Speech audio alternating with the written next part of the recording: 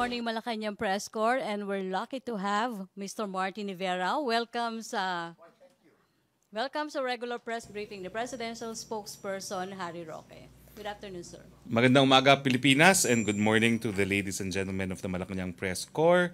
It's St. Jude's Day, so it was very difficult to enter Malacañang. I hope you had equally difficult time as I did. Pero mabuting balita muna po, nagpapasalamat tayo sa ating mga mambabatas at sa mga miyembro ng Bangsamoro Transition Council dahil natapos na po ang bicameral conference ng BBL at dahil natapos po sila ng kanilang bicameral conference, meron na pong malalagdaan na BBL ang presidente bago po ang kanyang SONA sa darating na Lunes. Another good news, Fitch Ratings maintained its BBB rating for the Philippines, meaning we have a stable outlook for long-term foreign currency issuer default rating. The report also expressed a positive outlook, stating that the country will sustain its place among the fastest-growing economies in the Asia-Pacific region as domestic demand is seen to grow by 6.8% in 2019 and 2020. In addition, national government revenue is expected to contribute to the country's GDP growth by preserving fiscal stability as government expenditure increases under the planned public investment program. GDP is seen to improve by 16.2 in 2018 and 16.7 in 2019. Foreign investor confidence, on the other hand, remains strong due to the 43.5% year-on-year growth in the first quarter of 2018, amounting to $2.2 billion US. Now, magandang balita ho sa ating mga magsasaka sa pagtutulungan ng Land Bank of the Philippines, Department of Agrarian Reform, and Department of Agriculture, inilunsad ang Accessible and Sustainable Lending Program for Small Farmers o ASL Farmers Program noong nakaraang linggo. According to Land Bank, the lending program aims to increase the income of small farmers, especially the agrarian reform beneficiaries, by providing them financial assistance for their agricultural needs at a low interest rate of 6% per annum. The program, which complements the bank's existing agricultural lending programs, includes 3 lending modules, which includes lending to individual small farmers and through agri-based cooperatives or associations, lending through land bank-assisted agri-based competitive cooperatives and associations, and lending farmers cooperatives through farmers cooperative inclusive financing program. Now, kahapon po, lininaw ko na wala pong hindi pagkakaintindihan sa panig po ng mga nagsusulong ng federalismo at sa panig ng NEDA. Ang simulan po ng usaping ito ay naganap nung huling pagtitipon ng League of Municipal Mayors sa Davao nung nakalipas na linggo. Nagpunta po doon sa LMP meeting si Dodo Mandanas, ang ating kliyente po dito sa isang kaso na nadesisyonan na ng Korte Suprema kung saan ang desisyon ng Korte Suprema ay mali ang computation ng IRA. Kinakailangan hindi lang national internal revenue taxes ang kinukonsidera sa computation ng IRA, pati po lahat ng national taxes kasama na po ang customs duties na nakukuha ng gobyerno. Ine-estimate po ni Secretary Dominguez that this will be an additional 150 billion due to the era of local government units. Now, hindi naman po inaasahan na ito po yung magdadahilan para lumaki ang ating deficit dahil ang explanation po ni Governor Mandanas, who himself is an accountant, is that it is as simple as transferring money from one pocket to the other. Ang budget po natin will remain the same at 3.7 trillion. Ang mangyayari lang po, yung mga devolved na mga serbisyo gaya ng farm-to-market roads, gaya po ng mga barangay roads, yung mga convergence projects. Yung convergence projects po kasi ginagamitan ng national funds pero para sa mga lokal na mga kalsada patungo sa mga tourist at saka industrial destination, lahat po ito ngayon ibibigay na sa IRA ng mga local government units at hindi na po yan ibibigay sa mga line departments. Yung malaking bawas po sa budget ng DOH ngayong taon nito, 2 billion. Kasi po, nagkaroon ng underspending ang DOH pagdating sa paggagawa ng mga barangay health centers. No? So ito po yung solusyon, no? Na kaya naman nagkakaroon ng underspending, hindi sapat ang equipment, hindi sapat ang personnel ng DPWH para gawin pa itong mga tagwa 1 million na barangay health centers. No? So ngayon po, from the same budget, without increasing the budget, ililipat lang po natin yan from DOH to the era of the local government units. Now, ganito rin po ang mangyayari pag nagkaroon ng federalismo. Sa draft constitution po, 50-50 na po ang era, no? 50% sa national, 50% sa lokal. Ang mangyayari po dyan ay identify talaga natin ano yung mga nakasaad sa saligang batas na gagawin ngayon ng mga lokal na pamahalaan. At karamihan po ng implementation ng proyekto ay mapupunta na po sa lokal na pamahalaan, pero hindi po ibig sabihin na tataas ang ating budget. We will have to stick with the same budget, pero pagdating po sa alignment ng budget sa national budget, 50% of it now will go to the local government units and only 50% will go to national government. No? Ibig sabihin, 50% will go to IRA. So kinakailangan gumawa ng budget ang mga regional governments, no? At yung 50% naman ang magiging budget ng national government for activities which are expressly identified in the proposed federal constitution itself. So nagkaroon lang po ng linawan talaga kasi nung nagkaroon po kami ng cabinet meeting and I was discussing the ruling in the case of Mandanas versus Executive Secretary, ang naging opinion initially rin po ni Secretary Jokno is it may lead to a bigger deficit.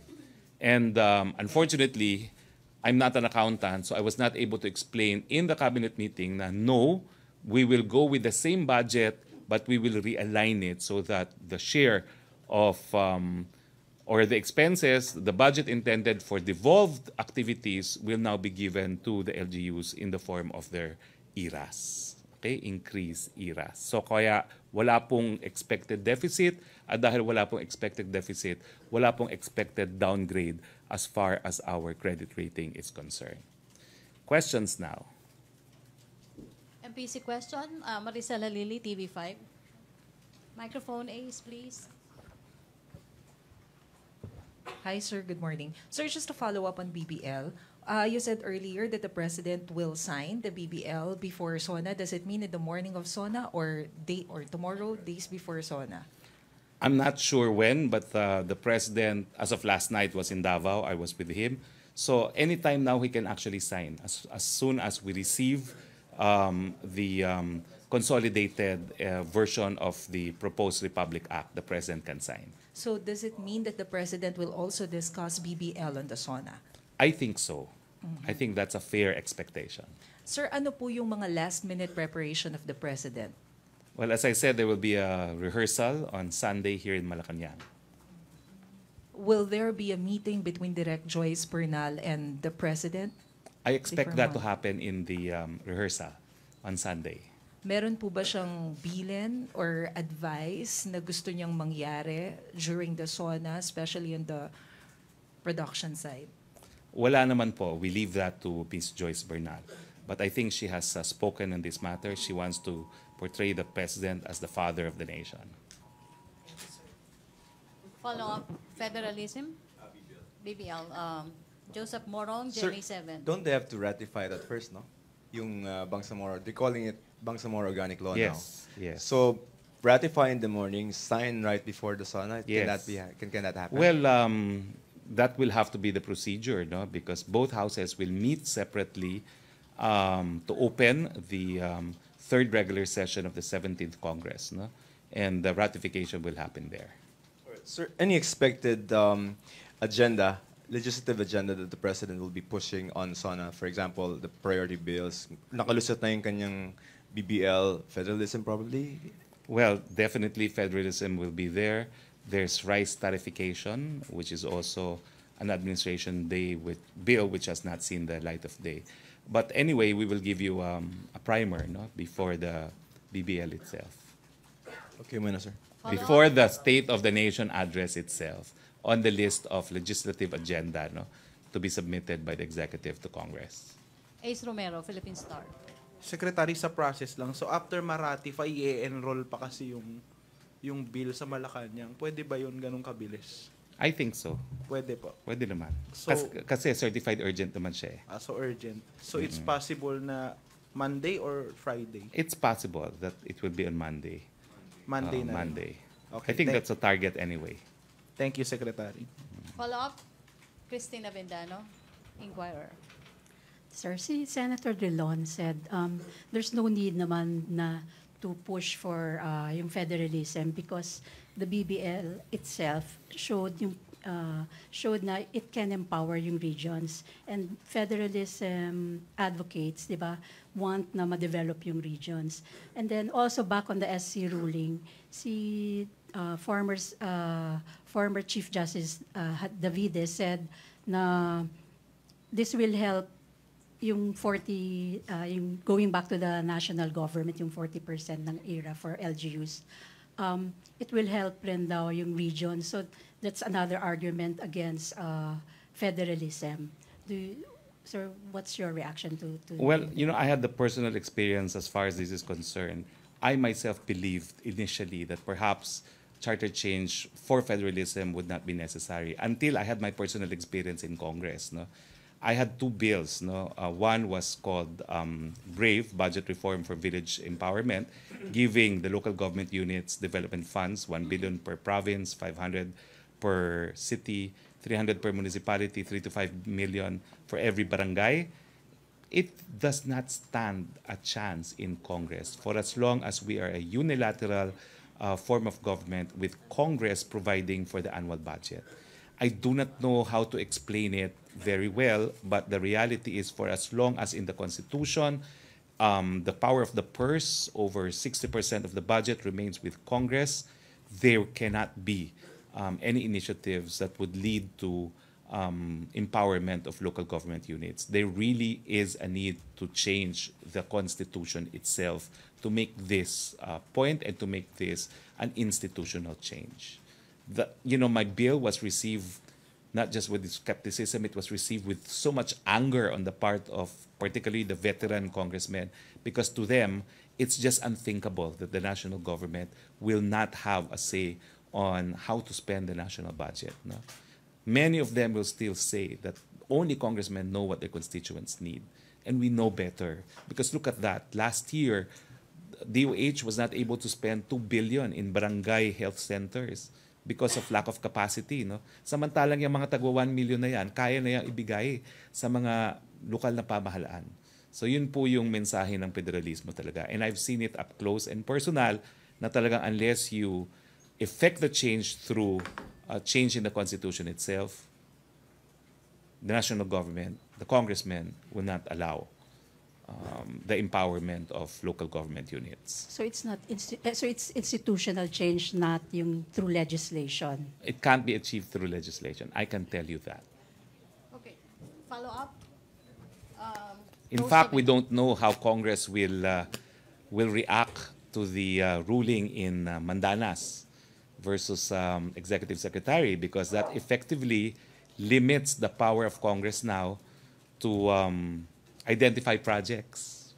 It's all about project identification as far as the national government is concerned. Dexter Ganibe. Sir, follow-up lang. Sa issue ng federalism, ano po ang reaksyon ng Malacañang doon sa binabanggit ni dating Chief Justice Davide na ang pagsusulong ng federalismo ay para mapaigsi lang ang termino ni Vice President Robredo dahil kasabay siya ng Pangulo na bababa sa 2019 kapag magkaroon ng transition government? Wala pong katuturan yan. Kasi malinaw naman po no, na hindi namin talaga hindi binibigyan masyado ng palasyo ng pansin naman yung karera ni Vice President. Bahala naman si Vice President sa karera niya. Ang malinaw lang kami kung anong saan patungo ang leadership ni Presidente Duterte. At paulit-ulit sinasabi ni President Duterte, nais niyang maging legacy sa taong bayan yung charter change patungo ng federalism, at matapos makamit yan, bababa na siya sa pwesto. No? So bahala na po sa karera niya si VP Lenny. Rose Novenario. Hi sir, good afternoon. Sir, ano po yung Yes, ma'am. reaction ng Malacañang dun sa nagiging tungtungan ng iba't ibang grupo, oposisyon at makakaliwa, yung anti-chacha and anti-federalism, dun po sa kilusang isinusulong nila yung House Duterte? Well, sa amin po, we are dealing with the challenge squarely. Alam po namin na dapat mag-double time as far as dissemination is concerned. Yung mga surveys po na nagsasabi na karamihan ayaw mag-charter change ay dahil karamihan ng Pilipino hindi nalalaman o walang alam na sapat pagdating sa charter change. So we're accepting the challenge to improve on dissemination, discuss the issue on why we need to effect the change to federalism at kung ano yung mga benepisyo, no? Lalong-lalo na sa mga lokal na pamahalaan, no? Pag tayo po ay nagkaroon ng charter change. So sa amin po, we accept the challenge.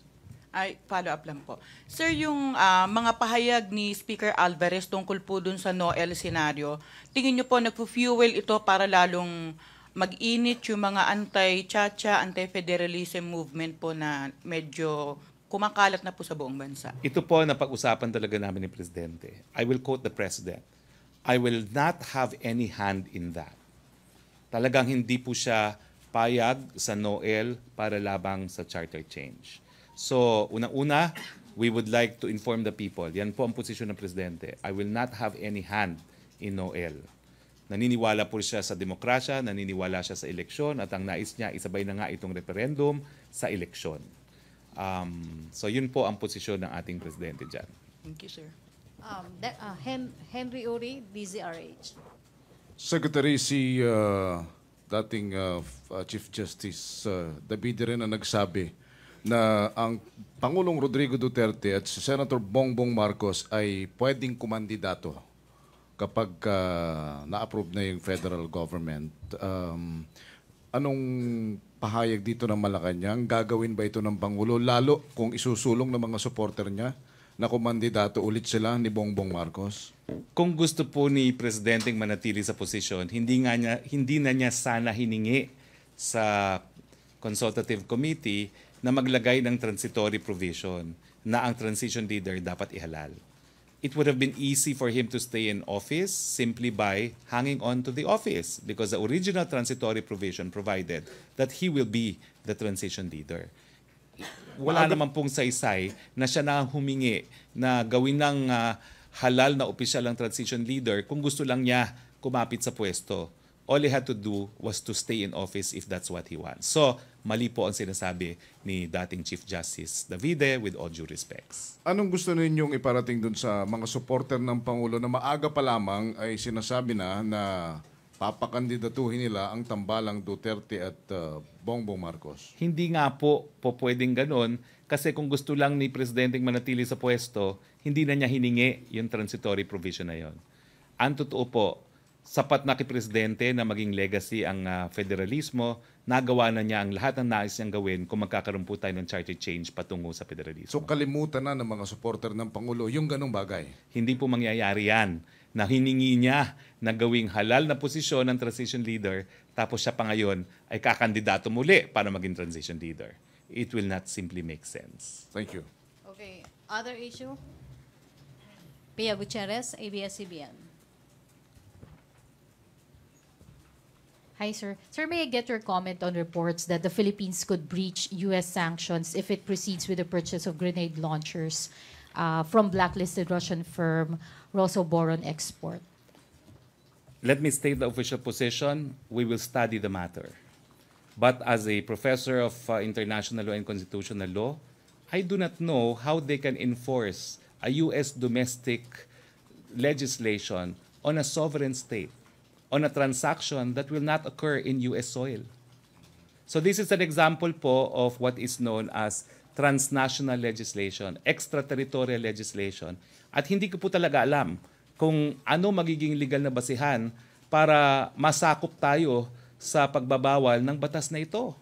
Unang-una, bilang isang soberenyang bansa, in the exercise of a function of national defense, we have absolute immunity as a sovereign state. Number two, I do not know how U.S. law could be applicable to a transaction that will be done outside of the United States.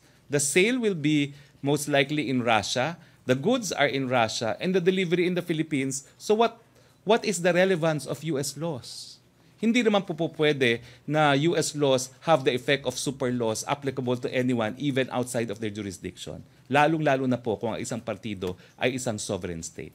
Pero sir, is the government concerned at least that the transaction will affect U.S.-Philippine alliance? The Philippines is a sovereign state.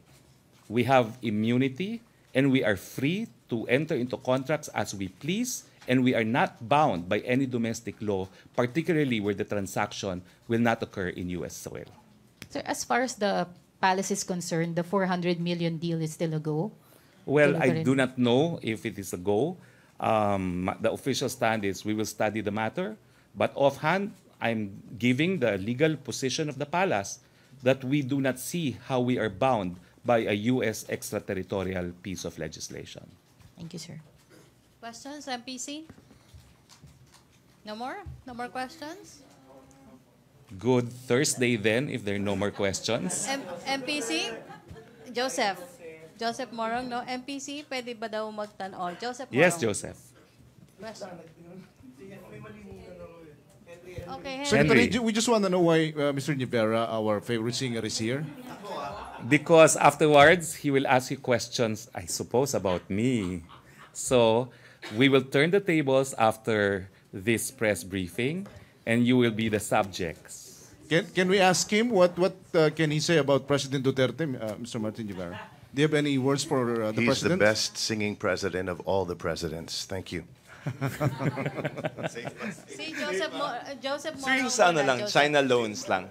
China loans, no? There's one perfected loan agreement with China, the Chico Dam Yes. project, no?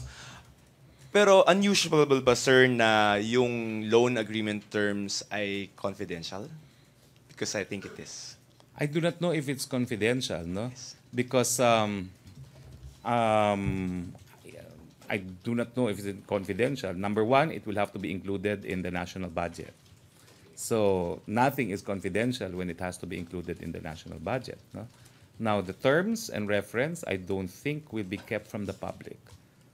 I will find out, and if need be, I will be the one to release it because I don't, I argued once in a court case against confidentiality on the North Rail contract. No? So I do not know if we will have the same confidentiality. I think the terms and conditions will be released in due course, especially since it has to be in the budget. So as a matter of principle, dapat, sir, hindi. I do not know if we have that policy, or this is the first time I'm hearing that it's confidential, because I know what interest rate is applicable there. I know what the terms are. I just have to be sure. So let me check and let me be the one to divulge if that's all that you want to know. And the palace is willing to divulge I don't see any reason why we should withhold. because the DOF is saying it is confidential. It's my first time to hear that. I will check with them. All right, sir. Thank you. Okay. Christina Vendano. Sir, back dun sa Noel. So what was the circumstance that the president told you na he was against yung no election? You said you were talking to him. I told him. You asked him? Yeah, I told him that House leadership might push for Noel to facilitate charter change. And he says, I will not have any hand in that. What's your take on it? Okay. So yung People's Initiative, what do you think about that? Kasi that's one of the things that will... Pero kung the People's House, Initiative kasi yan, siguro yan yung sagot din ng liderato ng Kamara doon sa posisyon ni Presidente na he will not have any hand in it. Eh kapag People's Initiative na yan, ano pa magagawa mo kung nanggaling na yan sa taong bayan? Di ba?